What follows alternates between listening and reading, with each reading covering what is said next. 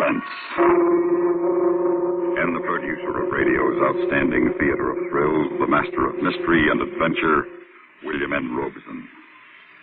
In a niche all his own, apart from other great tellers of tales of terror, stands the moody, dark, and devious genius, Edgar Allan Poe.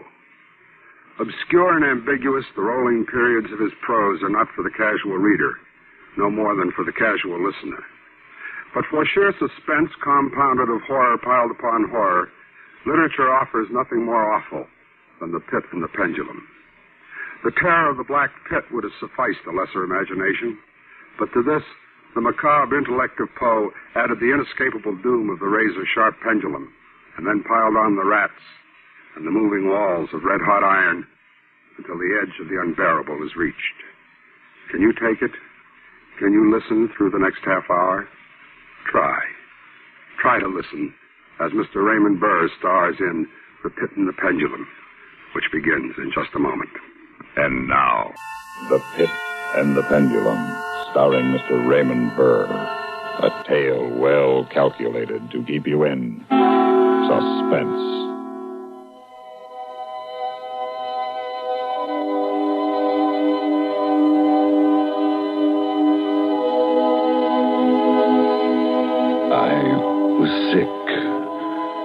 Sick unto death with that long agony. And when at length they unbound me, and I was permitted to sit, I felt that my senses were leaving me. The sound of the inquisitorial voices seemed merged in one dreamy, indeterminate hum, from which emerged the syllables of my name. Jean d'Albret. Captain Jean d'Albret. Good fathers, gentlemen. We hear you, my son. Even now, I have no knowledge of where I am, or to whom I may be speaking. You are speaking to Fra Pedro de Spila, prior of the Dominicans of Segovia, and Grand Inquisitor over all Spain. This, then, is the court of the Inquisition? It is. But I am French. I am a French officer. That is true. A soldier and creature of the arch-fiend, the Antichrist, Napoleon Bonaparte, who even now is at the gates of Madrid, while his General Lassalle menaces our city of Toledo itself. Nonetheless, I am a prisoner of war. By what right do you try me in this court? Let the charges against the prisoner be read. Item, that on the 4th day of September, in the year of our Lord 1808, the said Captain Jean d'Albret did wed and espouse that most noble lady, the Doña Beatriz Valdez, niece and ward of the One moment. Your Excellency. This marriage was a deplorable thing, if you like.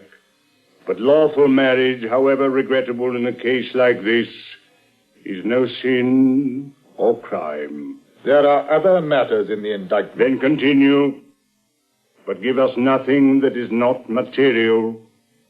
Item, that on the 12th of October, 1808, the said Jean d'Albret, being in command of a battery of light artillery, did direct the fire of his guns against the holy church of Santa Marta the Innocent, and thereby, of his wicked malice, destroyed that church utterly. Captain d'Albret, is this charge true? Yes. You admit it? Good father, the church blew up, did it not? Would you boast of your sin, young man? It blew up because it was stored with kegs of gunpowder for your army. I had every right to fire on it. And that is all the defense you have to make? I tell you, I had every right to fire on it, by military law. Is military law above God's law? I don't know. I did my duty. Long live the Emperor. Captain d'Albret, mark what I say.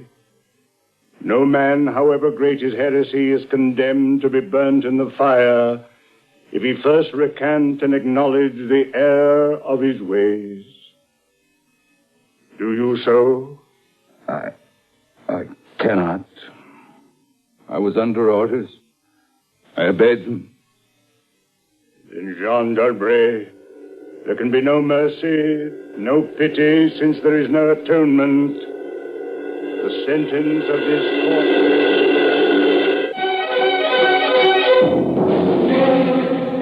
I never heard the sentence. I had swooned in terror.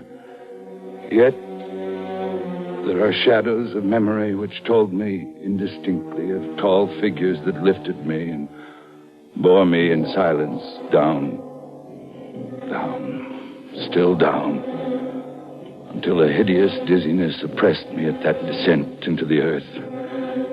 Then, as consciousness swam back to my wits again, I opened my eyes to see darkness, a damp stone floor, and darkness. Oh, Beatrice, my wife. Did you call me, Jean? Beatrice, you? Here in the dungeons of the Inquisition? No, my poor Jean. I am only here in your imagination. Am I mad, then? No, but your brain is fevered. You only think you hear me. I hear you clearly. You won't leave me. As long as I am in your heart, I cannot leave you. Have they chained you to the wall? No. They've taken away my uniform. They've given me sandals and a robe of rough cloth, but I'm unchained. Can you stand up, Jean? I think so. Yes. Then walk. Walk as far as you can. Measure the limits of the cell. This is not a tomb. I'll try, Beatrice. I'll try. This robe impedes me. The floor is treacherous with slime, but I'll try. Look out! Are you all right? I've fallen on my face. The robe tripped me, but... What is it? Beatrice, my hand is in front of me, lower than my face, but I feel nothing. Nothing, Jean? It's a pit. A deep circular pit. And I fell on the very edge of it. They would have had you walk into it. Yes. But you didn't. You're saved. Saved, Beatrice? Saved? Saved for what?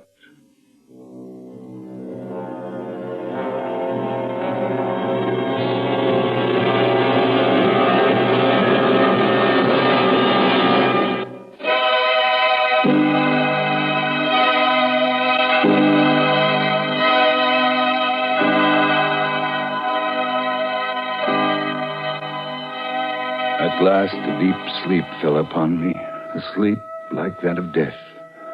How long it lasted, I know not. But when I opened my eyes once again, I could see. Yes, see.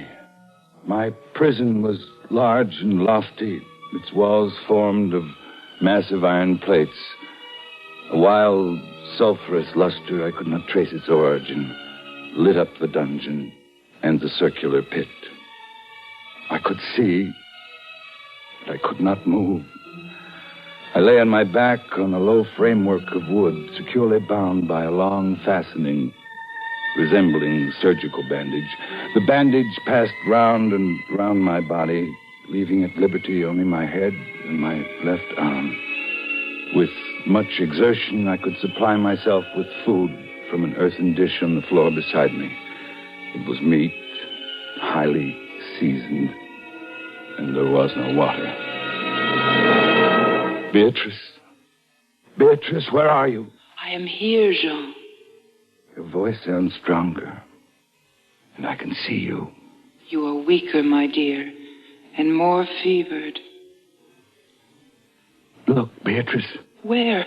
At the ceiling of this room, 30, 40 feet up. What do you see? I see, painted on the ceiling, a figure of Father Time. Yes, but this Father Time carries no side. He carries instead what looks like a gigantic pendulum from an ancient clock. And the pendulum is moving. Painting cannot move. Yet I swear the pendulum did. It swung a little back and forth, just like a real pendulum. Beatrice, take care. Take care of what? Take care of the rats. The rats from the pit. They're swarming out in dozens. You can see their eyes glitter. What do they want? They've caught the scent of the meat in the dish beside you. Oh, but they'll not get it. Now go away, you vermin. Goodbye, Jean, goodbye. Beatrice, I can hardly hear you. You're sending me away, Jean.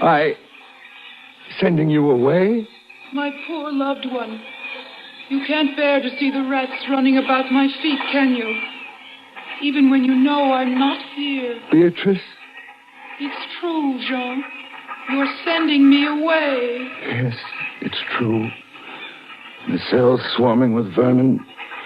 There are others I would rather see here. I would rather see... Call me Captain Dalbray. Then in spirit I am here. Would you were here in the flesh, Fra Antonio. Listen, Captain Dalbray. Do you hear anything? Yes, I hear something.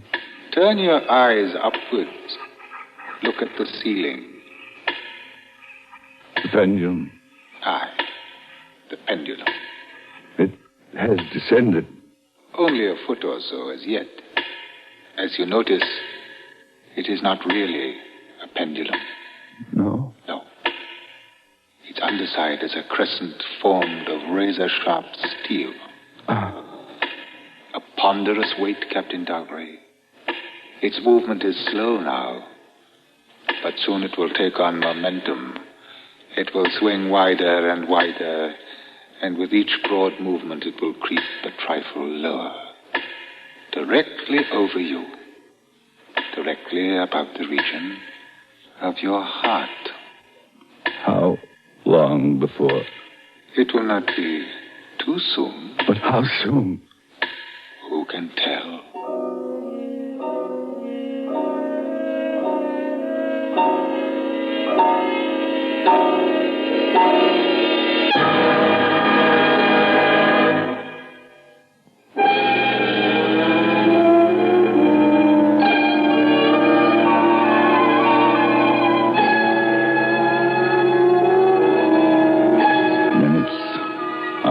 Days.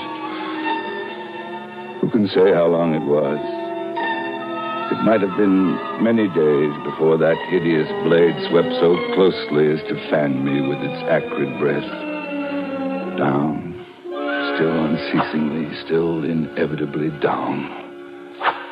Sharp steel was within 3 inches of my chest, and then, only then, Beatrice, Beatrice! I hear you calling, Jean. I am here. Oh, Beatrice. Is there no hope, my dear? How can there be? 10, 12 more passages, and it will fray the threads of my robe, only lightly as a razor in a delicate hand.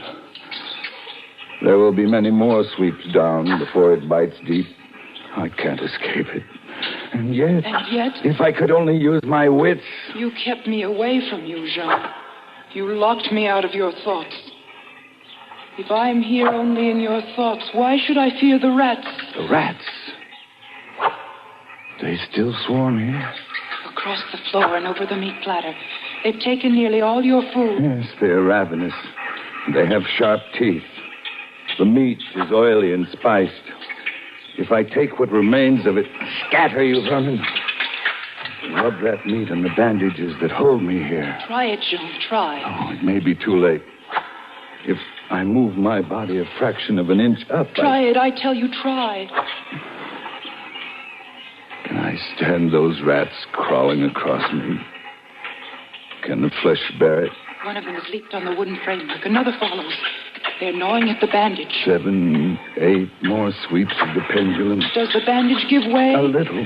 Lie still, Jean, lie still. 10 dozen rats now. Is death, I wonder, worse than this disgust? A dozen sharp knives could do no better. The bandages loosened to ribbons. If you move sideways carefully and drop to the floor. Beatrice, I can't move. My arms and legs are numb. There's no power The steel has frayed your robe. A moment more will be too late. Try. Then, with all the strength that is in me and the hatred I bear my enemies... You're free. A second time.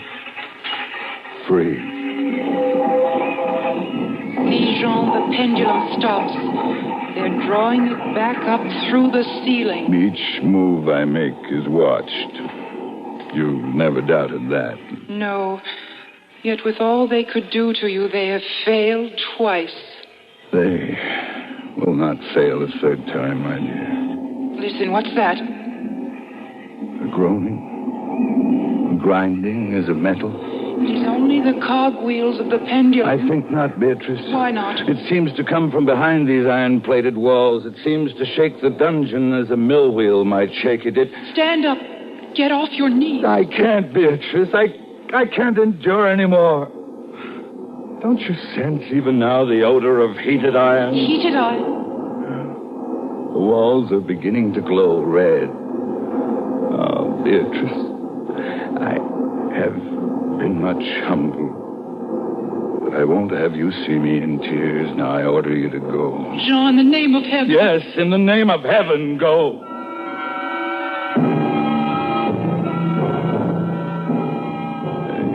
A suffocating heat pervaded the prison. I could draw no breath of air into my lungs. Against the loom of that fiery destruction, the cool pit beckoned, hideous with crawling things.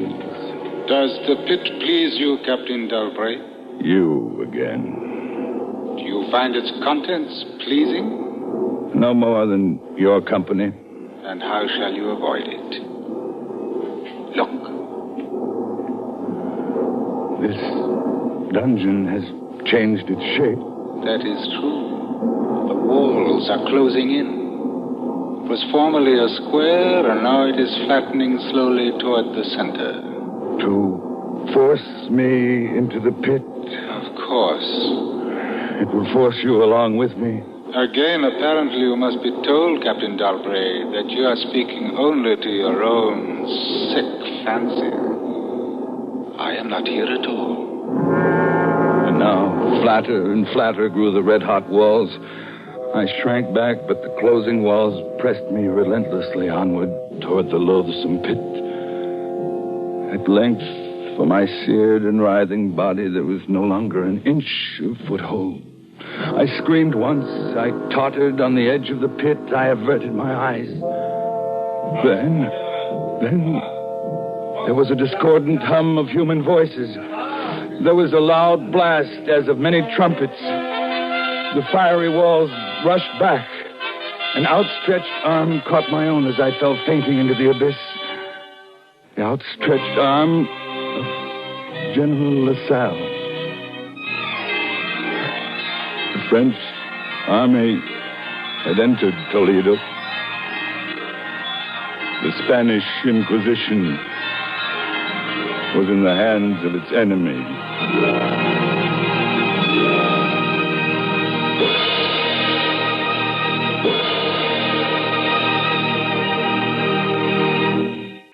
Suspense, in which Mr. Raymond Burr starred in William N. Robeson's production of The Pit and the Pendulum by Edgar Allan Poe, adapted for Suspense by John Dixon Carr. In a moment, the names of tonight's supporting players and a word about next week's story of Suspense. Supporting Raymond Burr in The Pit and the Pendulum were Patricia Sills, Jay Novello, and Ben Wright. Listen. Listen again next week when we return with Miss Margaret Whiting starring in Drive-In, another tale well calculated to keep you in suspense. The latest news follows, then Have Gun Will Travel on CBS Radio.